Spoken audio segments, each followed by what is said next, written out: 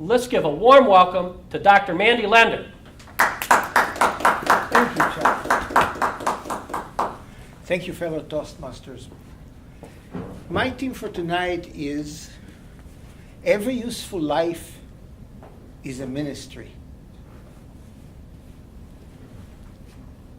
So the first thing I did, something tickled my mind. I went to the dictionary to see what is the meaning of the word ministry. And what I found kind of disappointed me, because the dictionary gives two interpretations. One, ministry is something to do with religion. We know that. But is it? Because the next explanation for a ministry is that it is a governmental executive branch department that provides services to the citizens, particularly in Europe. In England, we have a Ministry of Defense, a Ministry of Education, a Ministry of the Interior, a Foreign Ministry, and at the top of every ministry, there is a minister. He's a politician. What does those ministers have to do with religion? And on top of the minister, there's a prime minister. Imagine, he's the archbishop of all those ministers in England, in France. I wasn't happy, and I continued to research this abstract concept of ministry. And I found a very satisfying definition for a ministry. That means a ministry is where you meet people where they are at. You do not go and give orders. You meet people where they are at. It is a relational concept. We meet people where they are at, then we are ministers. Interesting. So I expanded a wider dimension. What is there? And to minister means then to accommodate.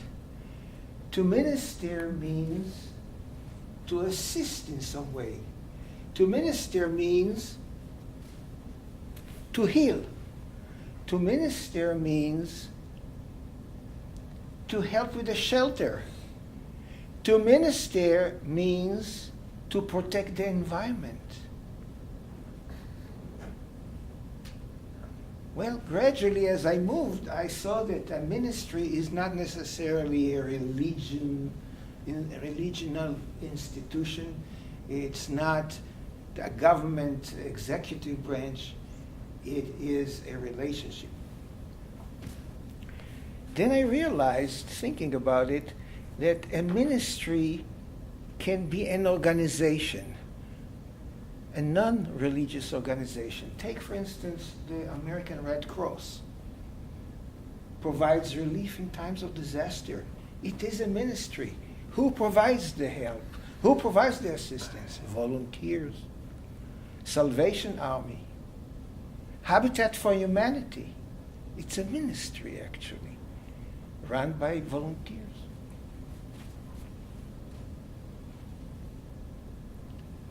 As you see, I made a full round. I started with a religious idea, went ahead, branched out into some secular organizations, and then it dawned on me, Toastmaster International is a ministry. It's non-profit, it consists of volunteers, and it provides education. Let's remember that.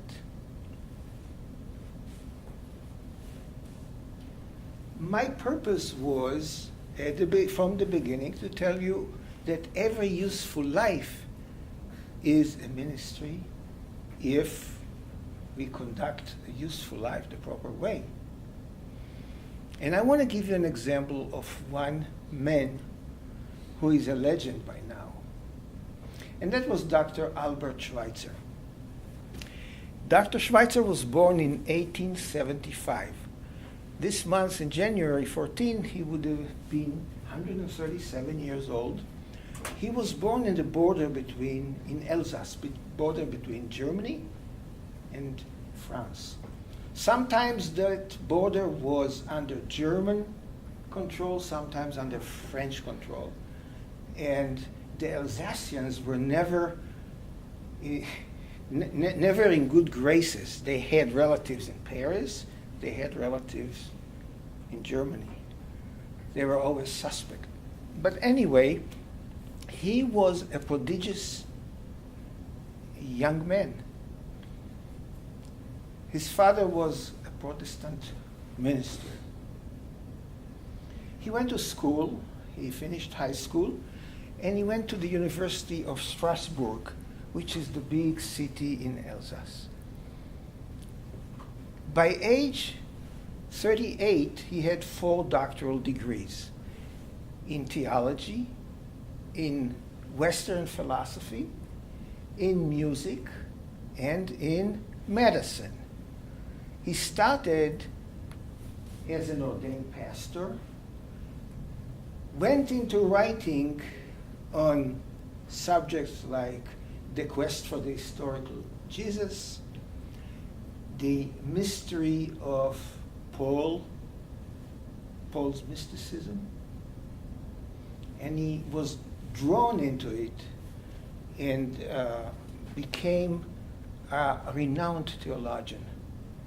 When he did his Western philosophy work, he wrote about Kant's religions and religious concepts. And when he played music, he played the organ, Johann Sebastian Bach's organ music. It's church music mostly. He was so talented that he wrote a textbook on how to build church organs. His towering intellect was such that one day at age 28 he said to himself that I want to dedicate my life to the service of humanity. Service of humanity. And he heard in the Protestant circles that there is a shortage of medical care in equatorial Africa. So he said, well, in that case, if I want to be of any use, I need to go study medicine, get a medical doctor paperwork, diploma, licensing, and go work there. And that's what he did. Well, he finished medical school and graduated at age 38. By that time, his reputation in Europe kept on growing. He had several books. He was a prodigious writer. He wrote books on everything. He married a nurse. He went on the lecture circuit. He recorded albums of organ music with Columbia Records. They sold. His books sold. He had royalties income. He had proceeds from his lectures. And he bought medical supplies and pharmaceuticals. They created them, and in 1913, they departed on a ship to West Africa, to Gabon. He set there up a missionary medical clinic and a leper colony. Years went by. He kept on corresponding. He kept on writing. One day in the jungle, he had an idea, a philosophical idea, and he called it reverence for life. And he developed it into an idea that even the life of a mosquito, if not a microbe, has value and we have to respect it. He wrote big books about it, and his fame went bigger and bigger. Now, note what he did not do. He did not go to government and ask for financial assistance. He did not go to organizations and ask for grants. he used his talents to raise the funds to keep that clinic going.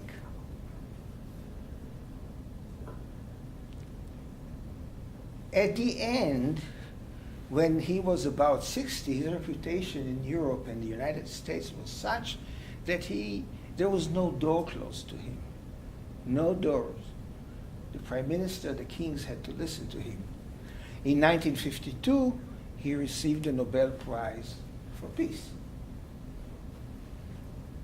With his fame, he affected the way the world at that time treated the hydrogen bomb.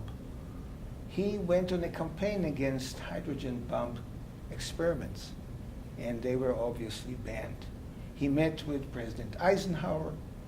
He met with whomever and corresponded with whomever, and everybody responded to him, replied to him. He lived in Gabon, in Lambaréné, until age 90, and he passed away in 1965. This hospital grew over the years, became, from 1913 on bank of river, became a bigger institution that is now busy fighting HIV infections, malaria, and those kind of things. And the name of Dr. Schweitzer is on numerous hospitals in the world, many universities in the world, schools, and other institutions. It's an unforgettable name. And this is an example of a useful life of one person that is a ministry in and by itself. I share it with you, and I expect that we will all give some thought to what we can do as individuals. Thank you.